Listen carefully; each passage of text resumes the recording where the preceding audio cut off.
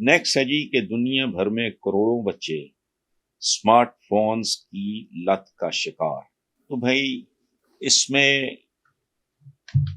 تبصرہ کرنے کی پوزیشن میں نہیں ہوں، چونکہ میں تو ایک ایسا آدمی ہوں جس کے پاس سیل فون ہی نہیں ہے. شروع میں جب سیل فون آیا تو وداؤٹ ریئلی نوئنگ، پتہ کوئی نہیں تھا، ہم نے بھی خرید لیا. میں 2-3 سال رکھا، اس کے بعد میں نے کہا یہ کیا بے خدا بات، اس کے بغیر میرے باپ دادا اور میرا بھی گزارا ہوتا رہا ہے، تو میں اس کے بغیر بھی جی سکتا ہوں. سو آئی ابینڈنڈ. اب ٹیکنالوجی ہے وہ لپیٹ میں لیتی ہے. اور میں آپ کو ایک بات بتاؤں، عالم اسلام کا آگئی بہت برا حال ہے. ان کے گرد پوری دنیا، بالخصوص میرا تعلق کیونکہ عالم اسلام سے میں اس کے بارے میں زیادہ سوچتا ہوں. ہمارے گرد دائرہ بہت تنگ ہو رہا ہے. یہ تو چھوٹے چھوٹے مظاہرے ہیں.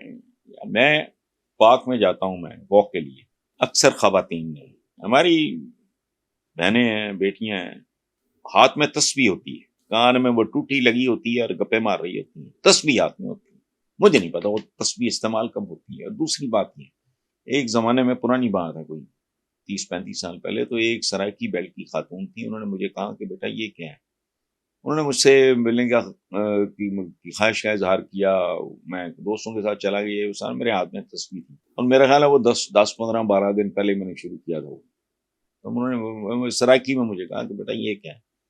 میں نے کہا بی جی یہ تسبیح. انہوں نے کہا وہ تو میں بھی دیکھ سکتی ہوں بیٹا، سرائیکی زبان. انہوں نے کہا اللہ کا نام بھی لینا ہے تو گن کے لینا ہے. سو اپنی.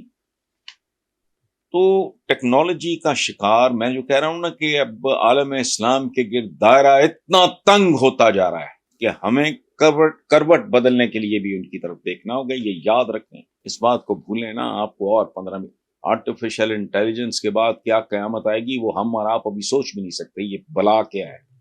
اسی طرح یہ بچے، اچھا ٹیکنالوجی ہے، ڈپینڈ کرتا ہے تعلیم، تربیت اور گرومنگ کیسی ہے کسی بچے کی. ہر چیز ایک پیکج ہے، زندگی ایک پیکج ہے. آپ زہر سے تریاک بھی بنا سکتے ہیں. آپ ایٹمی طاقت سے ایٹمی بجلی گھر بھی چلا سکتے ہیں، ہیروشیما اور ناگاساکی بھی کی طرح شہر بھی برباد کر سکتے ہیں. سو اسمارٹ فونز کے فائدے بھی ہیں، نقصان بھی ہیں. Depends upon the environment.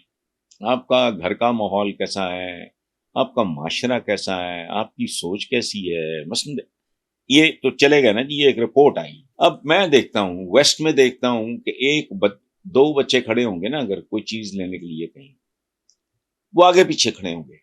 ہمارے یہاں آئس کریم کی ریڑھی کے گرد اگر 10 بچے کھڑے ہوں گے، وہ جھمگٹا بنا کے کھڑے. میری سب سے چھوٹی بہن، نک نیم گڑیا اس کا، شی لیوز ان مشیگن، تو ابھی چند دن پہلے آئی ہوئی تھی. وہ تو سب سے چھوٹی ہے، 2-3 سال. وہ ہر سال وہ 1-2 چکر لگ جاتے ان کے. تو آئے اور ایئرپورٹ سے تو وہ ہنس رہی تھی. میں نے کہا کیا ہوا؟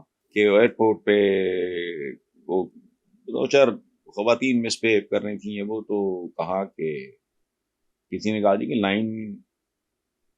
لائن بنایا، آپ کیوں بناؤ قطار. انہوں نے کہا جو پاکستان ہے، ایک خاتون نے ان میں سے کہا کہ اگر پاکستان چاہ کے بھی لائن چ لگنا ہے تو پھر اتنے آندہ کی فائدہ. سو ڈپینڈ کرتا ہے آپ کے گھروں کے ماحول کیسے ہیں، آپ کا اسکول کا ماحول کیسا ہے. تیسری گود اور درسگاہ ہوتی ہے اوور آل سوسائٹی. وہاں کوئی جرت ہی نہیں کر سکتا ہارن دینے کی. یہاں وہ ڈنگروں کی طرح کرتے ہیں. تو اس لیے it's very difficult for me too. Smart phone میں کوئی برائی نہیں، برائی اس میں ہے جو اس کو لت بنا لیتا ہے.